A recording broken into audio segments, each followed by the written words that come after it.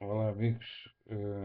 Lembrei-me hoje de recordar duas ou três coisas vividas, convividas, com esse enorme da guitarra portuguesa, esse grande companheiro, esse grande amigo, esse grande exemplo, esse grande músico, enorme músico, que foi o Carlos Paredes.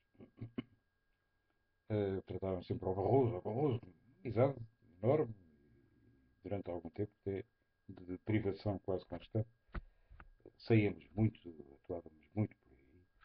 E, e pronto, mas era sempre o Barroso. O Barroso era uma figura extraordinária.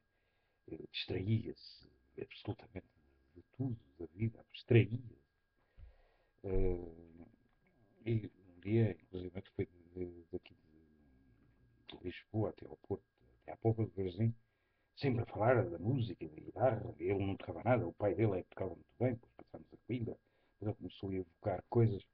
E estava um dia de calor, estava um dia realmente de agosto, e ele ia vestidíssimo, casaco, apertado, gravata, epá, tira o casaco, não quero. Ele nem nos ouvia, ele falava embalado por memórias de Coimbra, etc.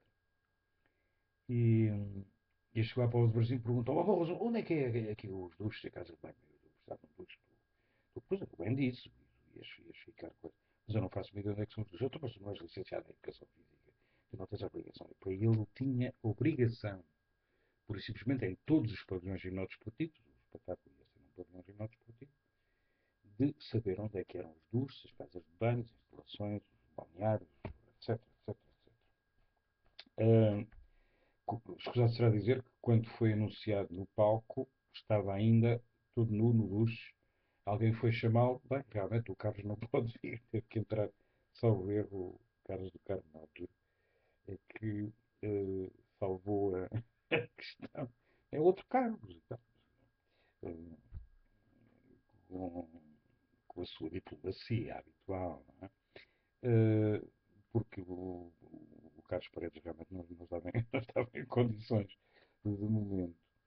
Eh, Ele era engraçadíssimo sobretudo, tinha algumas coisas eh, que eram típicas nele. Nós já devíamos ver o Carlos Paredes, por exemplo, a aquecer os dedos, antes de entrar em palco. Era uma coisa, era um espetáculo que as outras pessoas, depois, no espetáculo, nunca veriam. E que era um privilégio dos companheiros, dos bastidores. Ele, cada vez que abraçava uma guitarra, aquilo era a sério. E muitas vezes, inclusive, era tão a sério que partia cordas e depois aquilo era uma desgraça. Minutos, segundos antes de entrar em palco, aquilo era uma catástrofe. Não é? Tinha que se substituir cordas. E ele andava sempre, andou muito tempo, Luís Amar, nos últimos tempos, ou ao princípio, andou muito, muito com esse enorme músico, Fernando Alvim. E o Fernando Alvim, pelo contrário, era exatamente a antítese. Muito calmo, educado. Não que o Carlos Paredes não fosse extremamente educado, até era demais, mas num estilo completamente diferente, lento.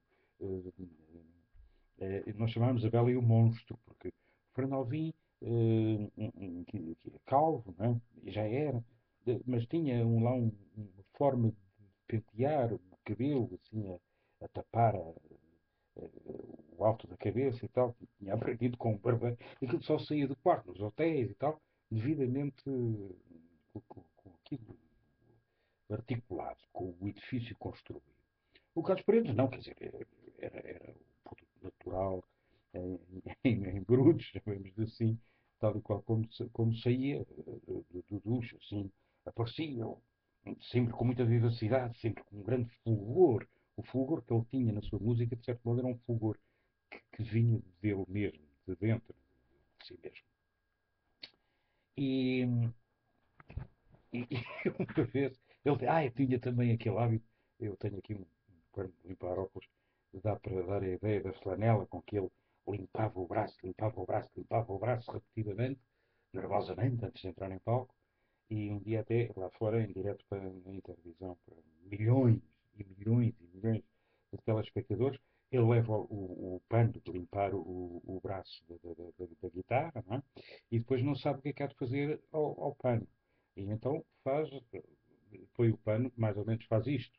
Eh, Põe a tapar, não provavelmente a câmara, mas o microfone, e aquilo foi um escândalo por ser em direto. Não havia hipótese de ter algum técnico de som de gatas à frente dele, uma coisa um bocado caricata, a tentar tirar eh, o pano de cima do microfone para o som realmente sair puro, tal como tinha sido, aliás, ensaiado, com certeza. Mas o episódio mais pessoal vivido com o Carlos foi no Cartaz, em que estava eu, o Samuel, o Zé Brata Moura, salvo erro, e o Carlos.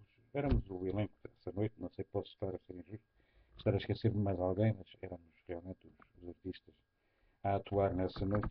E o Zé Brata Moura veio logo ter comigo, tipo, sabes que eu guio devagarinho, realmente guiava, 40 a hora, 50, aquele velho mini vermelho do Zé Brata Moura era, era já conhecido por ser o carro mais lento das estradas de Portugal. Mas pronto, tinha que ir para, disse ele, para um dia mundial do teatro, ou uma coisa assim, e tinha feito música para uma peça dos miúdos, e obviamente os miúdos não se podiam deitar muito tarde, portanto ia tentar, tinham pedido para ele tocar uma ou duas canções de músicas da peça, e tinha que estar no pavilhão do Atlético de Canto de Ourique, isto do cartaz até Lisboa, para ele ainda era uma grande maratona. Estradas desse tempo também não eram autoestradas, nessa altura ainda, não é?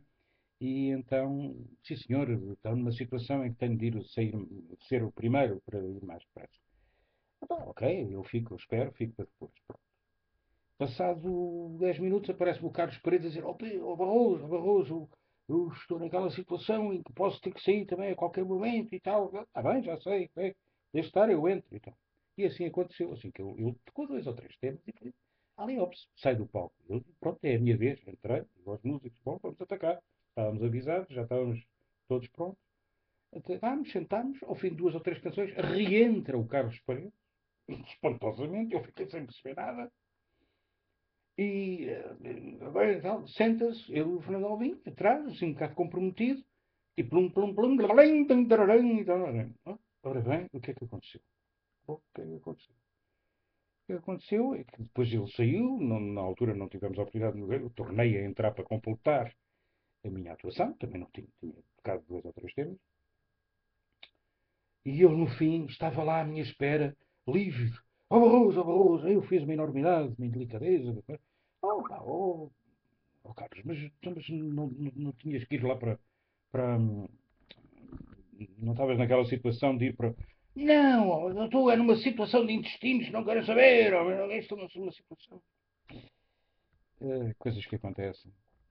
Episódios quase íntimos que eu aqui peço à memória do Carlos que não se vem comigo.